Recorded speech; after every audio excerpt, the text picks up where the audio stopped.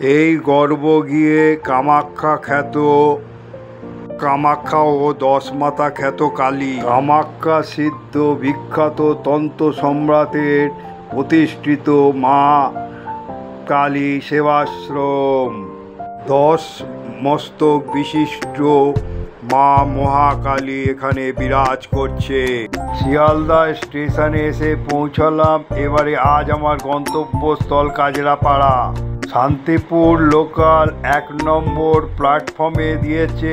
এই লোকালে করে আজ নিয়ে যাব কাজরাপাড়া। বিখ্যাত তন্ত্র সম্রাটের মা কালী সেবাশ্রমে আজ আমার গন্তব্যস্থলে এবং মা কালী সেবাশ্রম নিয়ে যাব। অটো পেয়ে যাবে। কাজরাপাড়া 3 নম্বর প্ল্যাটফর্ম থেকে বেরিয়ে এই হলো 3 নম্বর প্ল্যাটফর্ম। এইখান দিয়ে বেরিয়ে যেতে হবে অটো স্ট্যান্ডে। অটো স্ট্যান্ডে গিয়ে আপনাদের নিয়ে যাব। চলুন অটো নিয়ে আমি যাব আজকে সাদরাপাড়া হচ্ছে পীরপাড়া, সেখানে কালী মন্দিরে। চলুন।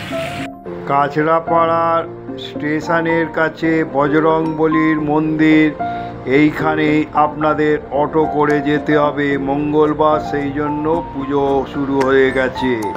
এই হলো টোটো স্ট্যান্ড। এইখান থেকে টোটো করে 20 টাকা ভাড়া দিয়ে যেতে হবে। মা কালী সেবাশ্রমের উদ্দেশ্যে আমি চললাম। 10 মস্তক বিশিষ্ট ও কামাখ্যা কালী পুজো করা হয় এই মন্দিরে। সেই মন্দিরে আজ আপনাদের নিয়ে যাব। খোলার সময় মা সকাল 7টা থেকে সেবাশ্রম 12টা গড়ে উঠেছে। চলুন আপনাদের নিয়ে যাই। মাদক ও দ্রব্য সেবন করা নিষেধ, নীরবতা পালন করতে বলছে মন্দির কর্তৃপক্ষ। এই টাওয়ারের সামনে। আর এই হলো ঢোকার গেট, বন্ধ আছে। আমি যাব, পেছন দিক দিয়ে ঢুকবো। আর এই চূড়া বিশিষ্ট মন্দির, 8 চালা বিশিষ্ট। চলুন নিয়ে যাই। আজ আপনাদের কাজরাপাড়া কালী সেবাশ্রমে এনেছি। মা কালী সেবাশ্রম। এই হলো না ঢোকার মুখে। এখানে হচ্ছে জুতো খুলে প্রবেশ করতে বলছে। আর এই হলো না ঢোকার মুখ। দেখুন কত সুন্দরভাবে পরিষ্কার পরিচ্ছন্ন। এটা হচ্ছে পীরপাড়া আর সাদরাপাড়ায় অবস্থিত। কাজরাপাড়া 3 নম্বর প্ল্যাটফর্ম থেকে বেরিয়ে চলে আসবে। এখানে দেখুন বাগান গড়ে উঠেছে, কত সুন্দর। আর আদ্যাশ্রম ফুটিয়ে তুলেছে। দেখুন যে আদ্যাশ্রমগুলো আছে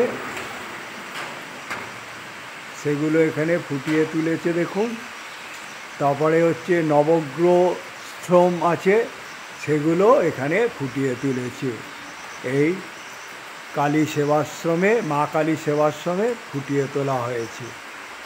তারপরে হচ্ছে এখানে সর্বশান্তি মন্ত্র হচ্ছে, সেটাও এখানে তুলে ধরা হয়েছে। কামাখ্যা কাম সম্পন্নে কামেশ্বরী হরি প্রিয়ং কামং হেই মে নিত্যং কামেশ্বরী নমস্তে ওং শান্তি। দেখুন কত সুন্দরভাবে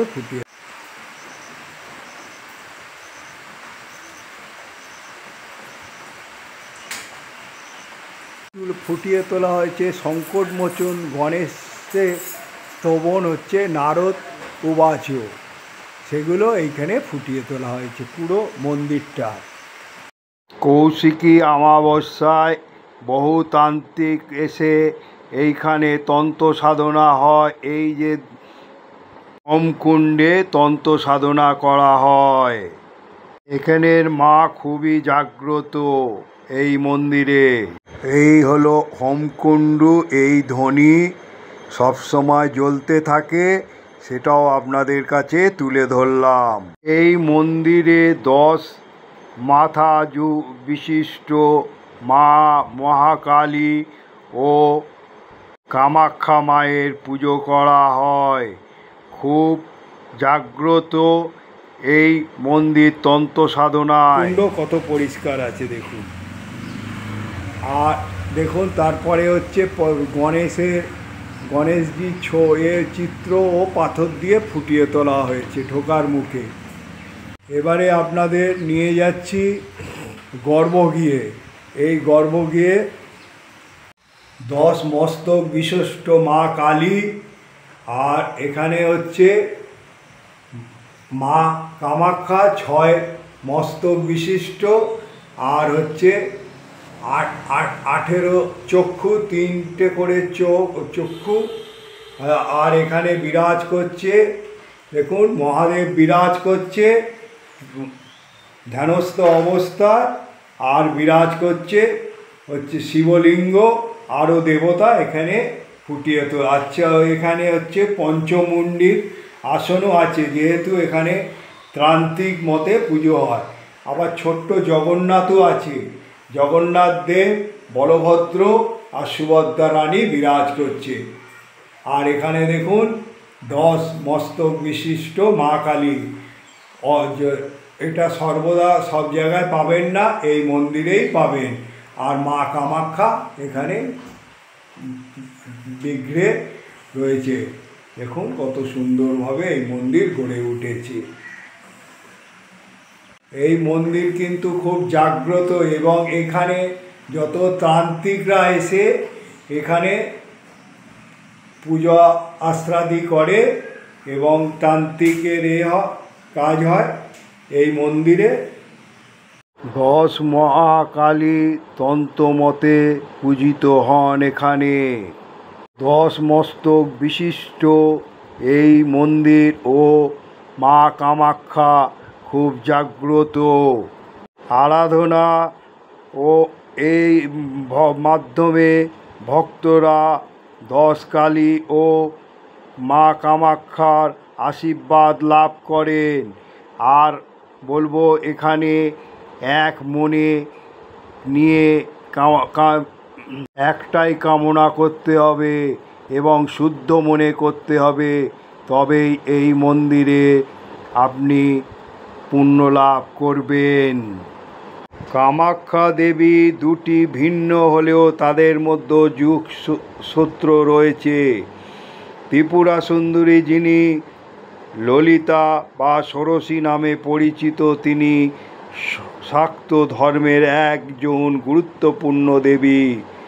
10 মহাবিদ্যার অন্যতম কামাখ্যা দেবী একজন গুরুত্বপূর্ণ দেবী, যিনি আসামের কামরূপ জেলায় অবস্থিত কামাখ্যা মন্দিরে আরাধ্য দেবী। এখানেও মা কামাখ্যা বিরাজ করছে, আর 10 মস্তক বিশিষ্ট মহাকালীও বিরাজ করছে। ত্রিপুরা সুন্দরীর মন্ত্র হল ওং শ্রীং হিং ক্লিং ত্রিপুরা সুন্দরস্যই নমঃ। ত্রিপুরা সুন্দরী কামাখ্যা দেবীর দুটি ভিন্ন নাম হলেও তারা একসাথে শাক্ত ধর্মের দুটি গুরুত্বপূর্ণ দিক, তাদের মধ্যে একটা গভীর যোগসূত্র বিদ্যমান। মহাকালীর বীজ মন্ত্র কালীর মন্ত্র জপ করলে বিশ্বাস অনুযায়ী এই মন্ত্র জপ করে ব্যক্তির আধ্যাত্মিক শক্তি দ্রুত হারে বৃদ্ধি পায়। প্রার্থনার মন্ত্র ওং কালী কালী মহাকালীকে পাপহারিণী ধর্ম মোক্ষদে দেবী নারায়ণী, এই মন্ত্র জপ করলে নমস্তে এই মন্ত্র ব্যক্তিকে অজ্ঞানতা ও মৃত্যু ভয় থেকে মুক্তি দেয়। তবে মনে রাখতে হবে, সকল ধরনের মন্ত্র জপ সকলের জন্য কিন্তু একেবারেই মঙ্গলজনক নয়। মহাকালীর অভূত তেজও ধারণ করা সকলকেই সাধ্য নয়। তাই শরীর ও মন প্রস্তুত না থাকলে কখনো মায়ের মন্ত্র জপ করা উচিত নয়। গুরু দ্বারা দীক্ষিত ব্যক্তিরাই কালী মন্ত্র জপ করবেন, নতুবা নয়। এই বিগ্রহে আরও দেবতা বিরাজ করছে। এই মন্দিরে আপনারা কৌশিকী অমাবস্যায় আসবেন। এখানে অনেক তান্ত্রিক এখানে এসে তন্ত্র সাধনা করে এই মন্দির। আর এই ত্রিপুরা সুন্দরী বলুন আর কামাখ্যা দেবী, এখানে আর 10 মহাকালী গড়ে উঠেছে। আর এখানে মহাদেবকে ধ্যানস্থ অবস্থায় দেখতে পাবেন। আর এই মন্দিরে এলে মন শুদ্ধ নিয়ে আসবেন, একটাই মনস্কামনা করবেন, ফল অবশ্যই পাবেন।